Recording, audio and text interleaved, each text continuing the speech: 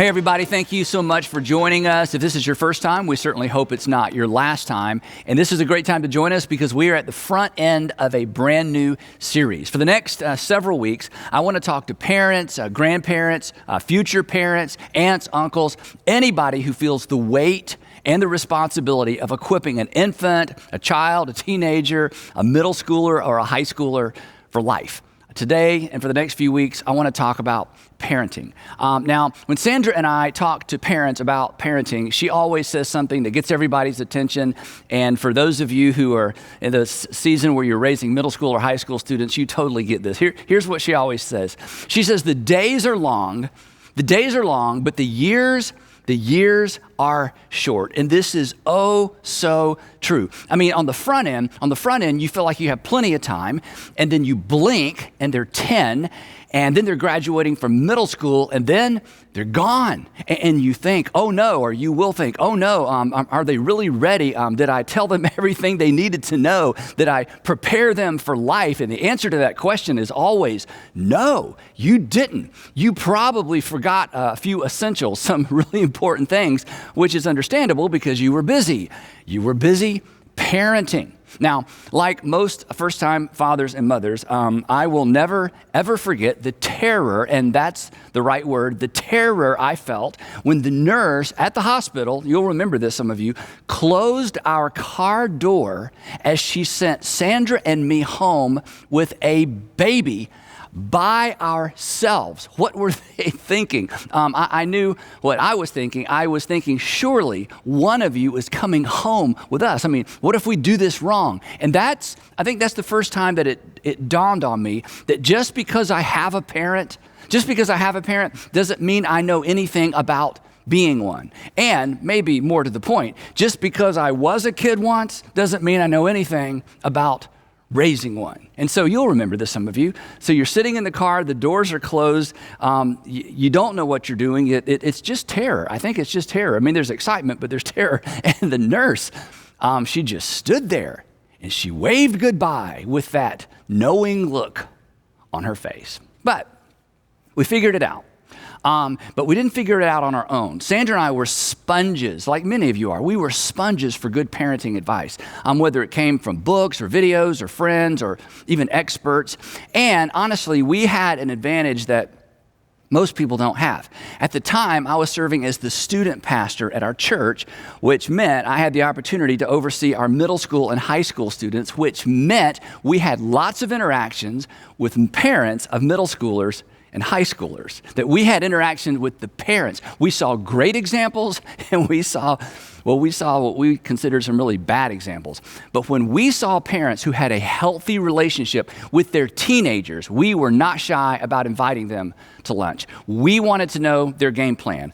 We would say, we want your map. We want to know how you did it. How did you get them from the car seat to the driver's seat with the relationship intact? And the relationship was so important to us because, again, we'd seen so many parents undermine their relationship with their kids. And nobody does that on purpose. Nobody has a plan to undermine their relationship with their teenage or their adult kids, but we saw it over and over and over. And when we saw parents who got it right or who did it right, we wanted to know how they did it. And every time we would ask these parents for advice, they would just kind of look at each other and shrug, and they would say things like, we don't know, we just loved our kids. But we knew better. They had a map.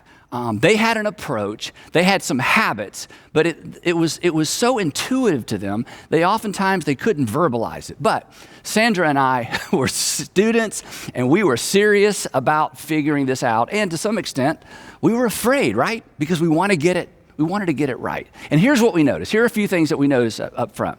The parents who seemed to have been able to maintain a strong relationship even through the middle school and high school years, one of the things that was true of almost all of them is that they had fewer rules. They had far fewer rules than the parents whose kids were always in trouble for breaking their rules. One of the things that we noticed when we did middle school and high school ministry together was how many kids were always on restriction. They were always on restriction. They were being restricted from things. They were grounded all the time.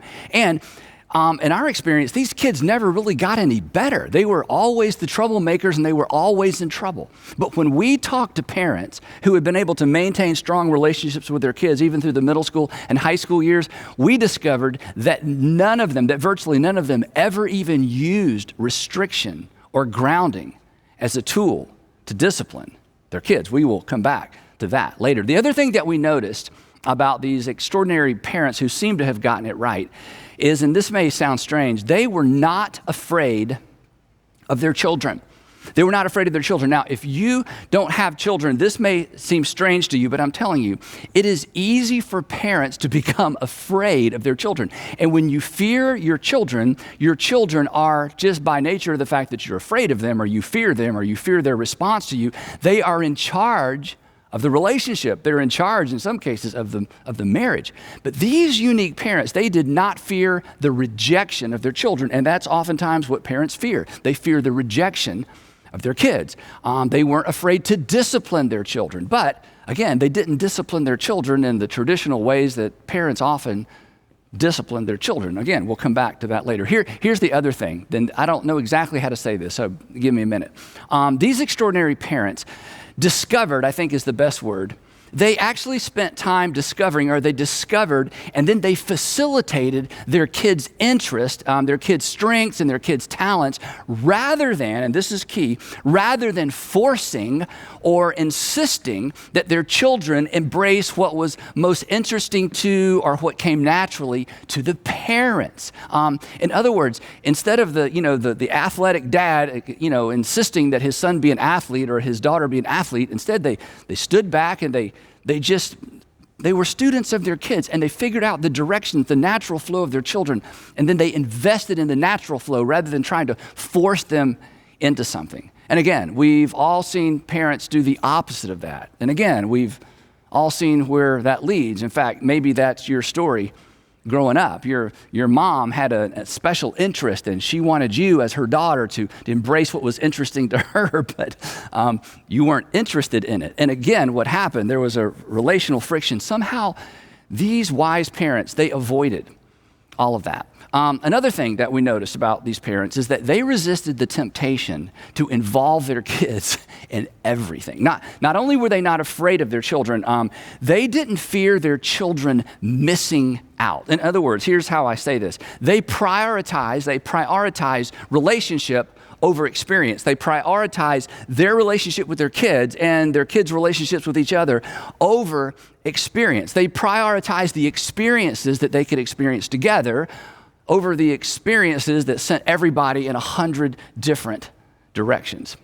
And then there was one other thing, and it's what I want us to spend the rest of our time discussing today. As we got to know these families through the years, through multiple years, we noticed that all of them had what we would consider healthy marriages. Not perfect, because there is no perfect marriage, but healthy. In fact, we walked away from those multiple conversations convinced that perhaps the best parenting tool of all, perhaps the best gift we could give our children, was a healthy marriage. And for some of you, that's when you put down your pen, and that's when you stop taking notes. I understand that, because if a healthy marriage is part of the parenting equation, if it's an important part of the parenting equation, that's bad news for you, discouraging news for you, because it's out of reach for you. In fact, it's so discouraging, and I've been doing this for so long, it's so discouraging that honestly, I was tempted to skip this part of the series. As you can imagine, it would be easier to just leave marriage out of a conversation about parenting. And you know this, for years, there's been a push to do just that, to divorce parenting from marriage. And honestly, the parenting conversation is certainly easier, it's more comfortable, it's more politically correct if we just set aside the notion of the nuclear family, a phrase that we don't use that much anymore. The nuclear family is simply a father and a mother and children all living together under one roof. It's easier to isolate parenting to a standalone topic. But to do that, and here's what we're going to talk about for the next few minutes, to isolate parenting from marriage is actually to steal something valuable from the current and the next generation. To isolate parenting from marriage is to steal something valuable from your children and your grandchildren. To do so is to remove, well, it's not only to remove the bullseye, it's like removing the entire target. And hopefully that will become clear in the next few minutes. Now, that brings us to this uncomfortable tension that you're already beginning to feel, this uncomfortable tension between what's real and what's ideal. What's real and what's ideal. It's an uncomfortable tension because for many of us, ideal, when we talk about family and marriage, ideal is seemingly out of reach. And it would be more comfortable, again, to just put it out of sight. But part of my responsibility from time to time is to step into the emotional, uncomfortable, perhaps dangerous role of a prophet, to plant my feet and my heart and honestly my compassion in the middle of what's real while pointing to an ideal, and to ignore reality. And again, it's easy to do this when we talk about something like marriage, but to ignore reality leaves me speaking or teaching in such a way that doesn't take into consideration the families and the family dynamics that actual people are actually navigating. It leaves the impression, if we don't deal with what's real, it leaves the impression that the message of Jesus, and this is so important, to not delve into what's real, what's actual, is to leave the impression that the message of Jesus has no real bearing on real life. To ignore current reality, your current reality, leaves us with a static, kind of stained glass religion, removed from reality. Church and sermons become nothing more than reminders of somebody else's reality, standards that we will never attain to, a world that no longer exists if it ever existed in the first place. So, for a discussion on parenting to be relevant, we have to take into account what's real, which, again, should be really easy for Christians. And this may come as a shock. In fact, this may be offensive. But of all the people in the world, when it comes to embracing what's really going on with families and marriages, this should be second nature to us as Christians, because there are virtually no, as in none, there are virtually no good examples of family in the entire Bible. When it comes to illustrations of real-world family dysfunction, the Bible is actually your go-to source. I mean, just think about it. Think about the first family. You remember them? They were pretty much a disaster. Think about it. Sin entered the world. If you're a Christian, this is what we believe, that all sin entered the world through the first married couple before they even had kids. And then they immediately started blaming each other. And their kids, well, we don't know much about their kids, but what we do know is this, that one of their sons murdered his brother. And we're off to the races, the human races.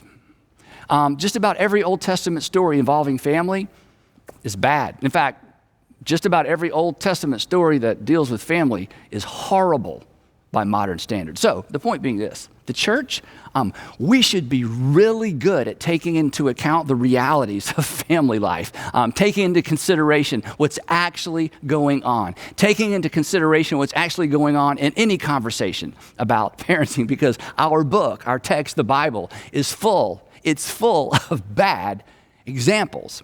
But at the same time, and this is what makes this conversation so fascinating and actually so helpful, at the same time, the authors of the New Testament paint a picture of what could be and what should be and should be as it relates to family. They actually point us toward the ideal. While they clearly embrace reality, they also point us to this ideal. And we shouldn't be surprised, because they knew, and God knew, what we intuitively know. And that's simply this, that if we remove ideal from the equation, if we remove ideal from the family equation, simply because it's out of reach for some of us in this generation, that simply ensures that it will remain out of reach for many in the next generation.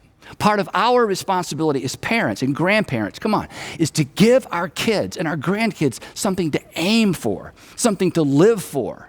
Most importantly, something to decide towards. Now, when it came to living and teaching in the messy middle between what's real and what's ideal, Jesus was the master. He navigated during his entire ministry this tension between real and ideal. And he clung to this tension. He didn't abandon it. But then of course he did. Because the gospel doesn't begin with, once upon a time in a perfectly ordered world where everyone always did the right thing. The gospel, Christianity begins like this, that Christ died for our sins, according to the scripture. The gospel assumes sin.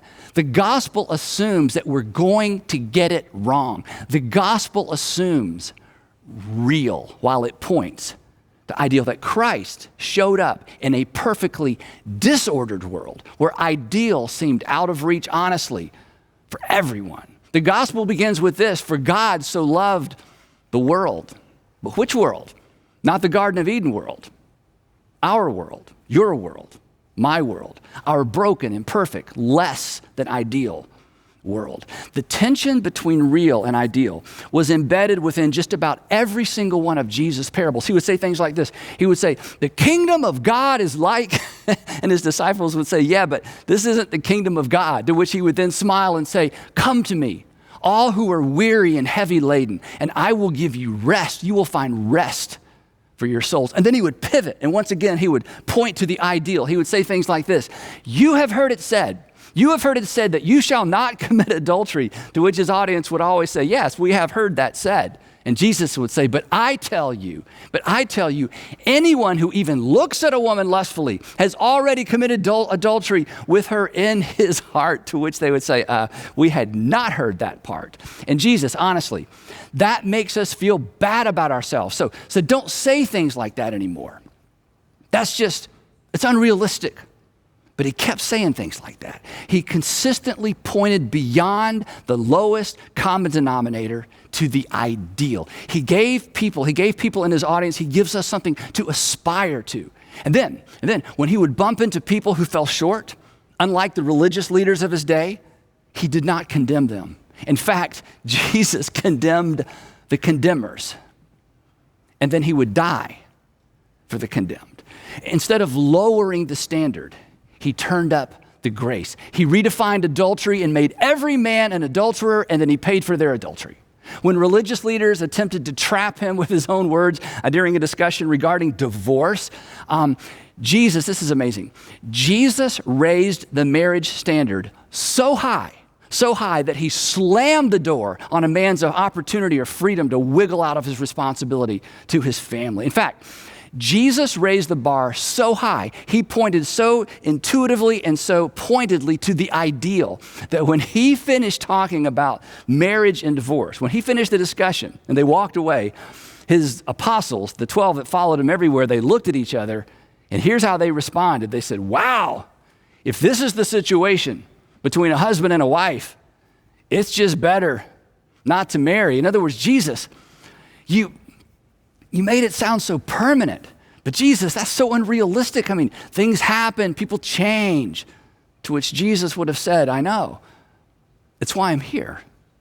So Jesus, let me get this straight. So you're against divorce? Of course I'm against divorce.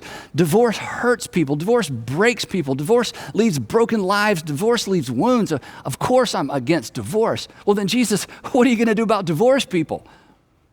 I'm going to give my life for them. And this is the tension. This is the beauty of the gospel. This is why if you've walked away from faith, perhaps you should reconsider. Jesus never dumbed down the truth, but he never turned down the grace. And here's the fascinating thing. John, Matthew, Mark, Luke, John, who knew Jesus well, who spent 3.5 years with Jesus, heard everything he taught, saw all the miracles. John said, it was so remarkable. It was so remarkable. And then John writes one of my favorite things that anyone said about Jesus. He said, looking back over my time with Jesus, having watched him deal with real people who were dealing with real life situations, situations for which there were no easy answers, no quick fixes, John said it was remarkable. Day in and day out, Jesus would point these people who were living with real difficulties to the ideal. He consistently pointed them to the ideal while helping them navigate what they were facing, living through, living with. Again, as an old man looking back on his time with Jesus, he summarizes his time with Jesus with these familiar and powerful words. Here's what he writes. He said, the Word, speaking of God, he said, God came to live with us. The Word became flesh, and he camped out with us. He dwelt among us. He didn't send us more rules and regulations from afar. He became one of us. He navigated our reality with us. He showed up in human form. He moved in with us. And he says, and we have seen his glory, to which the Old Testament scholars and the first century Jewish scholars would say, no, you haven't seen the glory. No one can see God's glory and live. And John's like, look, I'm just a normal guy, and I'm just telling you what we saw. We saw the glory of the one and only Son who came from the Father. And then this next phrase that I think summarizes in so many ways what kind of Christian, what kind of person I want to be. In fact, if you lost your faith, perhaps it's because nobody ever explained this part about Jesus. He said, the glory of the one and only Son who came from the Father, full of grace and truth. Jesus was not the balance of grace and truth. He was a full dose of grace. He was a full dose of truth. Jesus was all grace and he was all truth all the time. Again, he didn't dumb down the truth to make us feel better about ourselves, but he never turned down the grace. And again, that's the kind of Christian. That's the kind of Christian. That's the kind of person that I want to be. And maybe part of that is because I grew up on the truth version. Grace, not so much. But here's the problem. Truth without grace, and I know from personal experience that truth without grace creates pretenders and hypocrites. But grace without truth creates kind of a permissive version of faith that ultimately hurts everybody in the end. But grace and truth as personified and illustrated by Jesus, it's powerful. John wraps up the passage with this. Again, so much that could be unpacked here. He says this, for the law, talking about the Jewish law, for the law was given through Moses. Grace and truth came through Jesus Christ. This is so powerful. It was Jesus who first introduced this tension between grace and truth and then lived in it rather than leaning one way or the other. And here's the thing, as dynamic as this is and as inviting as this is a difficult thing to live out. And yet, it's what we have been called to live out as Christians, and it's what we've been called to model corporately. I mean, come on, the church is the body of Christ. And as his body, this is our responsibility. This is our role in culture. This is how we serve as conscience and comfort in our communities and in our nation. I mean, you know what the conscience does. A conscience from time to time makes us feel bad about ourselves. But a properly informed conscience is also what keeps us from losing our way, keeps us from losing our bearings. Our conscience tells us when we veered into dangerous territory. It reminds us that we're about to undermine our own future and the future of those who depend on us. So, back to parenting and marriage. Let's get maybe uncomfortably specific. Here's the ideal. Ideal is parents raising children together under one roof. Communities don't raise children. Parents raise children. Communities are simply the context for raising children. And in communities, whether they're rural, urban, or suburban, communities where the nuclear family is the exception rather than the rule, you know what happens. The government is forced to step in and help raise children. Local schools are forced to feed children. Agencies are created to protect children. We all know that. And we all want better than that. We want better than that for each other, and we want better than that for the next generation. Communities don't raise kids, but they certainly set expectations for kids, for good or for bad. It's why some of you have gone to great lengths and honestly great expense to ensure that your children are being raised in a community that affirms your values, and this is so important. And you are to be celebrated for this. You've gone to great lengths to make sure that your kids are being raised in communities that affirm your values, even when your particular situation falls short of what you value. And you are to be so commended for that. In fact, we have designed our churches to partner with you in that process. We want better for your kids because you want better for your kids. You don't want to be told that everything is fine so that you'll feel better about yourself because you're smart and you love your kids and you know better.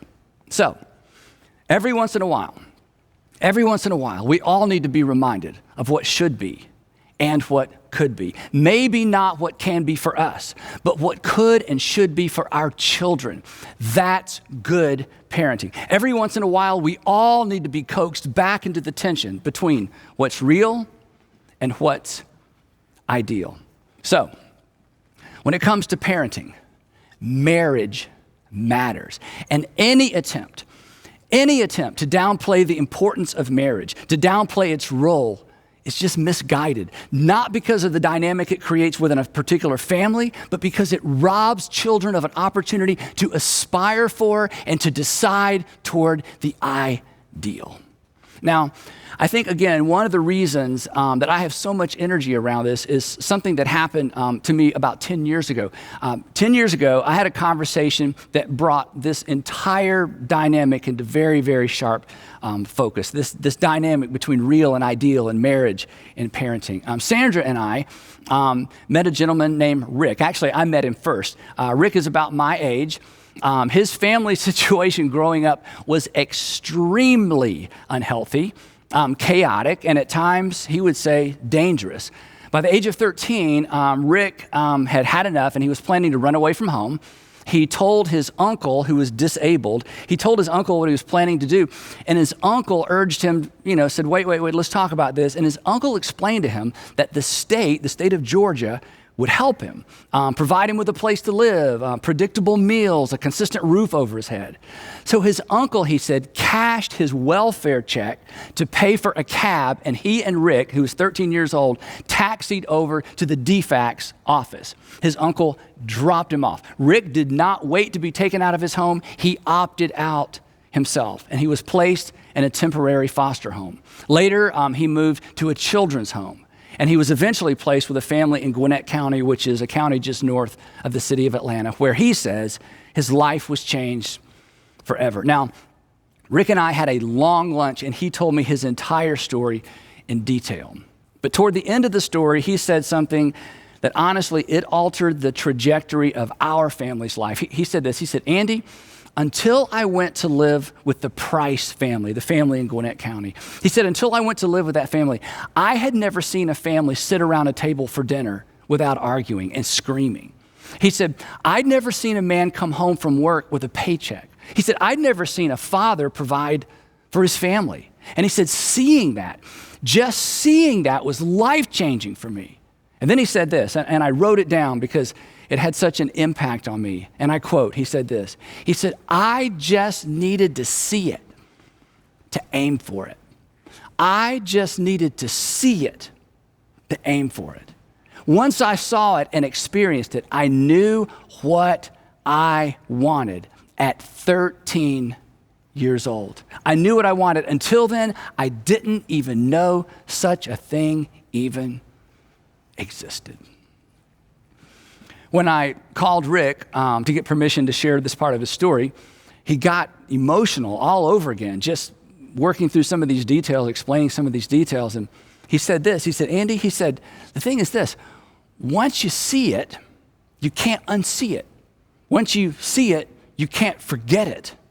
So after that initial lunch 10 years ago, I went home and I told Sandra Rick's entire story. And we agreed we could do that. We could give some kids a different picture of family, not a perfect family, not a perfect picture, but a picture that they may otherwise never see, never experience.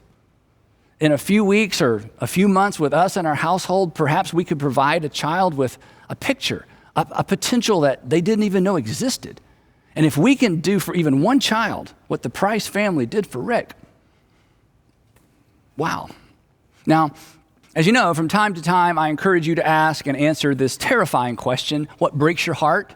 And as it turns out, kids growing up without a picture of what could and should be as it relates to marriage and family, well, that broke our hearts. So we became foster parents. As you know, there are tens of thousands of children who will not aim for ideal because they don't even know it exists. They've never seen it. They've never experienced it. They don't even know it's out there. So, and here's really the point of this opening session of this series.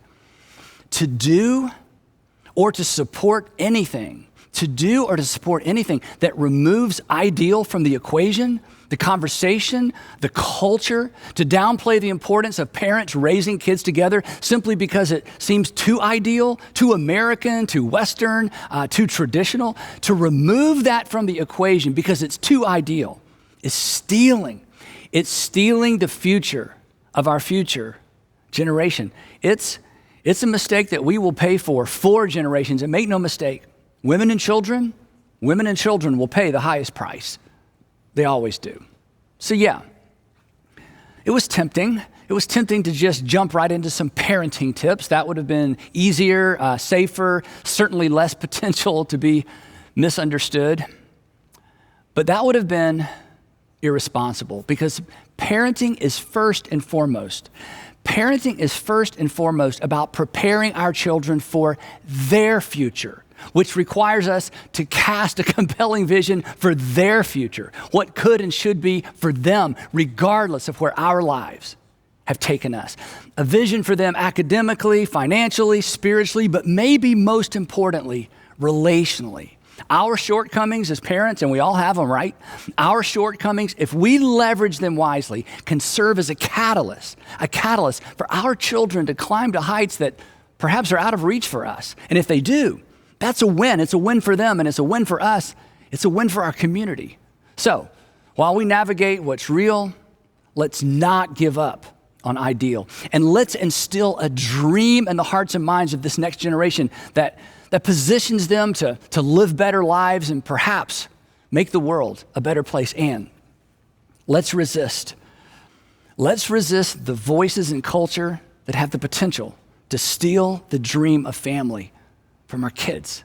There will always be a tension between what's real and what's ideal, and we dare not resolve it. To resolve it is to lose something. So when it comes to family, let's resolve not to resolve that tension. Let's live in it. Let's parent in it. Let's follow Jesus through it. After all, he came and he made his dwelling among us, and he was full of grace and truth. Think about it, talk about it, argue about it, and we will pick up the discussion right there next time in part 2 of Parenting in the 21st Century.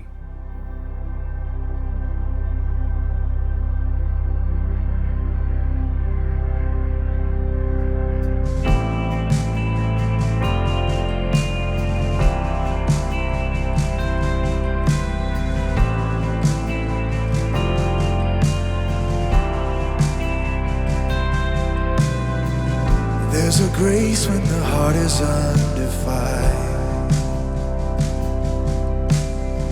another way when the walls are closing in.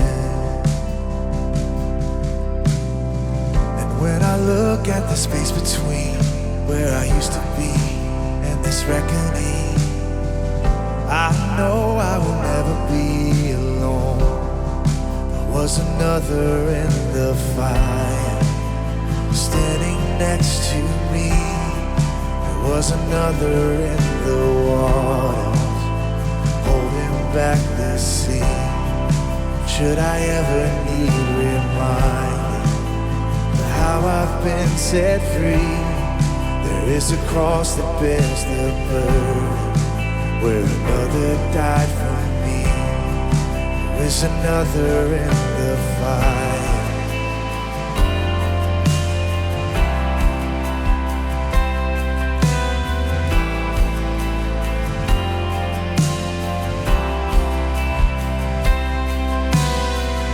All my dead left for dead beneath the waters. I'm no longer a slave to my sin anymore. Should I fall in the space between what remains of me and this reckoning? Either way, I will bow to the things of this world. I know I will never be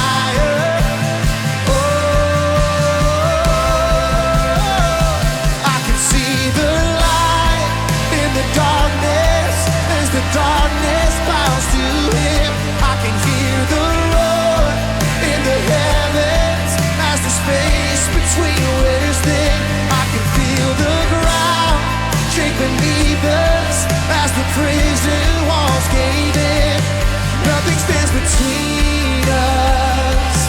Nothing stands between us.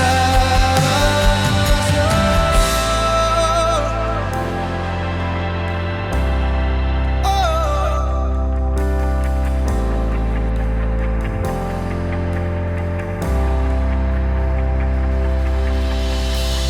There is no other name but the name that is Jesus. He who was and still is and will be through it all. So come what may in the space between all the things unseen and this reckoning, I know I will never be alone. I know I will never be alone. There'll be another in the fire standing next to me. There'll be another in the water holding back the seas. Should I ever need reminding how good you've been to me, I'll count the joy come every battle, 'cause I know that's where you'll be. Yeah. 'Cause I can see the light in the darkness as the darkness bows to him. I can hear the roar in the heavens as the space between wears thin. I can feel the ground shake beneath us as the prison walls cave in. Nothing stands between us. Nothing stands between. There'll be another in the fire standing next to me. There'll be another in the water holding back the seas. But should I ever need reminding how good you've been to me, I'll count the joy come every battle, 'cause I know that's where you'll be. I'll count the joy come every battle, 'cause I know that's where you'll be.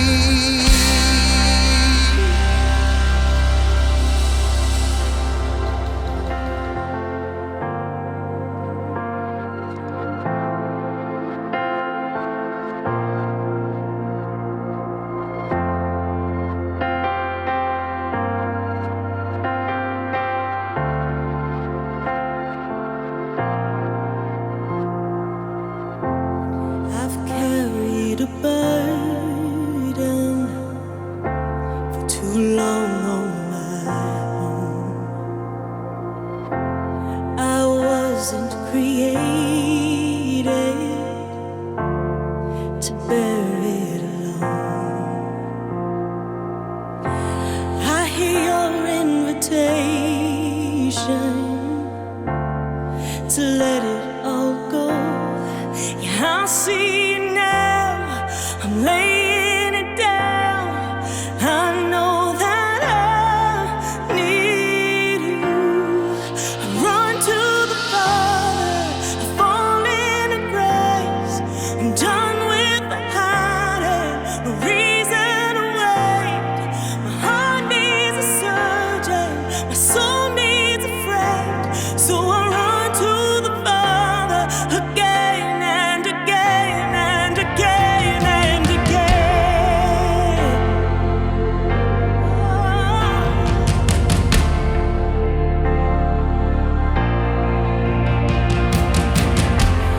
You saw my condition. You had a plan from the start. Your son for redemption, the price for